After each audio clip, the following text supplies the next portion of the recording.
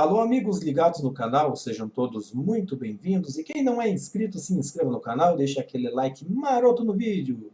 Estamos chegando com notícias do Mengão, do mais querido do Brasil. Flamengo fecha a primeira indenização com família de vítima de tragédia no clube. Valores também estão mantidos sob sigilo, mas uma fonte interna contou que são superiores ao que foi divulgado pelo Ministério Público do Trabalho.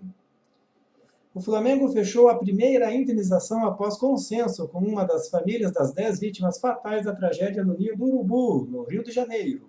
A identidade dos parentes está sendo mantida sob sigilo por motivos de segurança.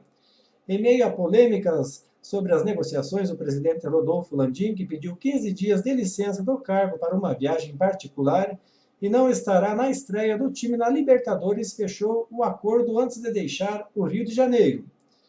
Então, aqui a fonte apurou que outras 3 famílias que vêm mantendo conversas com a diretoria também estão próximas de um acerto. Depois do imbróglio envolvendo a pedida do Ministério Público e a mediação na Justiça, o Flamengo partiu para negociações individuais com os familiares. Os acordos que estão sendo fechados incluem ajudas de custos mensais, como havia sugerido pelo Ministério Público, mas com prazos diferentes a partir de 10 anos. Os valores também estão sendo mantidos sob sigilo, mas, segundo uma fonte interna, são muito superiores ao que foi divulgado pelo Ministério Público do Trabalho, que revelou na semana passada que a primeira proposta rubro-negra foi de 300 a 400 mil de indenização e um salário mínimo, atualmente 998 por mês. Na mediação na Justiça, a oferta do clube chegou a 700 mil, mas os valores também não agradaram aos familiares e advogados. Porém, outras famílias ainda estão longe de um acordo. Alguns familiares saíram revoltados no último encontro na Justiça na semana passada. Então, e os parentes dos 3 feridos no incêndio ainda não foram procurados. As negociações pelas indenizações começaram no dia 18, 10 dias após a tragédia. O valor proposto por Ministério Público Estadual, Ministério Público do Trabalho e Defensoria Pública foi de 2 milhões, além de 10 mil mensais por mais 30 anos. O Flamengo não concordou com as cifras e, em nota oficial, disse que ofereceu valores maiores que os padrões. Em sua primeira entrevista coletiva após a tragédia, Landim defendeu a proposta do clube. Sem precedentes na história do nosso país, o que nós estamos propondo não houve na história do nosso país. O que foi colocado antes do processo de mediação foi um piso de discussão que nós entendemos que é muito acima de toda e qualquer decisão que aconteceu. O Flamengo quer equacionar com valores acima, mas que já são o dobro da jurisprudência, o que não quer dizer que se pedirem 10 vezes, 100 vezes o valor da jurisprudência, nós iremos aceitar. No dia 8 de fevereiro é que ocorreu a tragédia com os 10 jogadores das categorias de base, os garotos, né? Então o Flamengo assumiu a responsabilidade pela tragédia, considerada a maior da história do clube, mas não a culpa. O clube alega que tinha disjuntores para cada aparelho de ar-condicionado, onde começou o incêndio, e atribui a pane elétrica causada pelo temporal que caiu dias antes no Rio. Porém, o Ninho do Urubu não tinha alvará do Corpo de Bombeiros para ter alojamento no local, e nem o ABITSE da Prefeitura, que interditou o CT na última terça-feira. Mas, enquanto isso, na Sapucaí, os bombeiros finalizam a vistoria emergencial no Sambódromo do Rio com laudo favorável. Então vai ter carnaval, pessoal. Carnaval é liberado, não precisa ter alvará, viu? Pode ir lá, pular, fazer festa, lá não precisa ter nada disso, viu? Vistoria do Corpo de Bombeiros não encontrou impedimentos para que o carnaval ocorra. A liberação oficial da Sapucaí só será anunciada após a decisão da Justiça. Portanto, já está decidido, a Justiça vai liberar sim. Vamos aqui para a próxima notícia.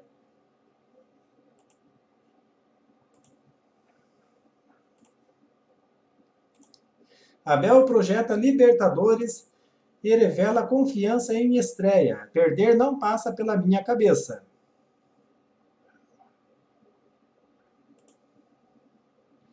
O Flamengo estreia na Copa Conmebol Libertadores na próxima terça-feira, dia 5, diante do San José, na altitude da Bolívia.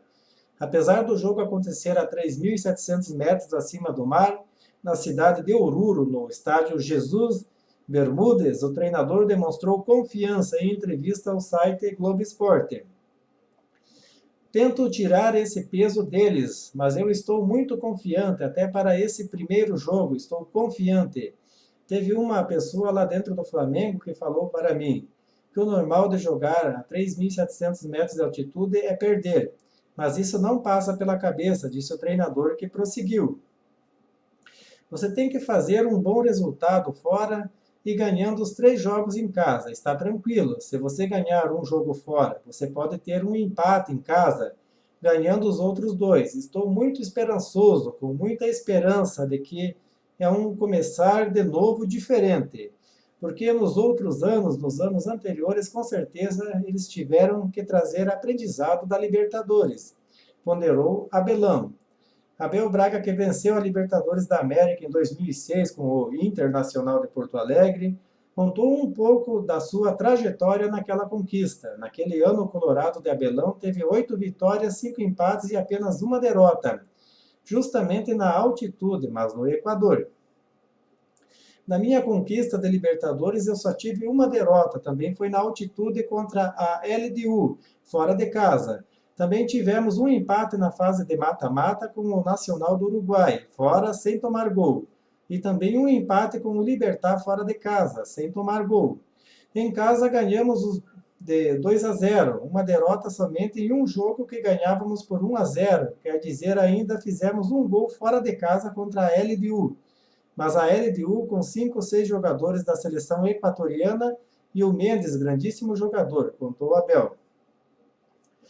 O treinador, inclusive, já montou sua estratégia para atuar na Bolívia. Além da raça, que é determinante em jogos da Libertadores, o técnico afirmou que o time não pode se desgastar. Sendo assim, ele quer que sua equipe atue compactada, para não dar espaços para finalizações e também evitar correr desnecessariamente. Você tem que ter alguns clichês que você tem que estar muito atento ao nível da Libertadores, e não só Libertadores, principalmente se você não cumprir algumas coisas definidas de que da necessidade e da importância desse jogo. Com uma bola com ar rarefeito, com a falta de oxigênio, com a pressão, você não consegue êxito, falou o comandante antes de continuar. 2 coisas simples, mas fundamentais. De onde a bola chega no lado do campo, eles cruzam, e de onde você der 2, 3 metros, eles chutam. E isso não pode acontecer, você não precisa se desgastar demais. Se expor demais, correr demais, você precisa jogar agrupado, destacou o técnico. Por fim, Abel Braga voltou a demonstrar confiança na disputa desta Libertadores. O técnico revelou estar ansioso para o início da competição, mas espera levar o rubro-negro o mais longe que puder. Estamos ansiosos para começar essa Libertadores. A gente está querendo mostrar que vai ser diferente, e será. A minha esperança é enorme, finalizou. Após a estreia, na próxima terça-feira, dia 5, que será às 7h15, horário de Brasília, diante do San José, o Flamengo faz 3 jogos seguidos no Maracanã pela Libertadores. Contra a LDU do Equador, no dia 13 de março, quarta-feira, às 21h30, horário de Brasília. Com o Peñarol do Uruguai, no dia 4 de abril, quarta-feira, às 21h30, horário de Brasília. Depois volta a enfrentar a equipe boliviana no dia 11 de abril, quinta-feira, às 21 horas, horário de Brasília. Os últimos 2 confrontos do rubro-negro na fase de grupos serão na casa dos adversários, diante dos clubes equatorianos e uruguaios, respectivamente. Vamos ver sobre o jogo de ontem, que o Flamengo venceu a Portuguesa do Rio por 3-1. Análise: vitória dá confiança, mas não serve de parâmetro para o Flamengo na Libertadores. Bruno Henrique e Gabigol se destacam. Arrascaeta tem novo erro fatal em saída de bola. Contra o São José, rubro-negro terá que adaptar seu estilo para jogar na altitude de Oruro. O Flamengo fez 3-1 sobre a Portuguesa quinta-feira em Volta Redonda, no último teste antes da estreia na Libertadores. Na próxima terça, contra o San José, na Bolívia, apesar da vitória segura, o jogo não serve de parâmetro para a missão na altitude de Oruro. Será preciso adaptar o estilo de jogo para driblar a altitude de 3.700 metros. Avassalador nos primeiros 5 minutos, o Flamengo encurralou a Portuguesa e se valeu da fragilidade do adversário para fazer 2 gols logo de cara. De volta ao time, Bruno Henrique começou muito bem, marcou um gol e deu velocidade ao ataque. No segundo tempo, teve câimbras e saiu. Será muito importante na Bolívia para desafogar o time, que, como o Abel já adiantou, jogará mais agrupado e com as linhas mais baixas por causa da altitude. Na participação de Gabriel, com 2 gols, depois de já ter marcado contra o americano, dá confiança ao camisa 9 na hora mais importante. Contra o São José, a tendência é de que as oportunidades claras de gol sejam mais raras, e ele precisará mostrar eficiência para ajudar a equipe, já que, embora tenha marcado nas últimas partidas, ainda tem pecado em alguns lances. Na quinta-feira, Arrascaeta foi novamente escalado pela direita. Não atuou mal, mas nesta posição contra o americano ele já não tinha rendido tudo o que pode. Após a saída de Diego, o uruguaio ainda atuou alguns poucos minutos centralizado. Pesou contra ele mais um erro em saída de bola, que resultou no gol da Lusa. Se Abel realmente optar por Beril na Bolívia, como tem deixado no ar nas entrevistas, Arrascaeta corre o risco de perder a vaga entre os titulares. Alerta para Libertadores, dificuldades de sair de campo sem levar gol. Nos 8 jogos que fez no Carioca até agora, o Flamengo só não levou gol em um, o 4-0 sobre a Cabo Friense, motivo de preocupação para o duelo com o San José. Caso os bolivianos consigam sair na frente, a vida do rubro-negro ficará ainda mais complicada, com a obrigação de se lançar ao ataque e exigir mais da parte física na altitude. Vamos ver aqui mais uma notícia do presidente do Flamengo, né? Já tinha decidido não ir para a estreia da Libertadores, entenda por quê. Antes mesmo de Rodolfo Landim solicitar uma licença de 11 dias da presidência do Flamengo, já estava decidido que ele não viajaria com a delegação rubro-negra para Oruro, na Bolívia, palco da estreia do time na Copa Libertadores. A licença de Landim foi pedida por conta de uma viagem particular que o presidente terá de fazer e começar a valer a partir da próxima segunda-feira. Ele retornará dia 16. O confronto com o San José será na terça. A cidade onde o Flamengo vai jogar fica a 3.735 metros de altitude.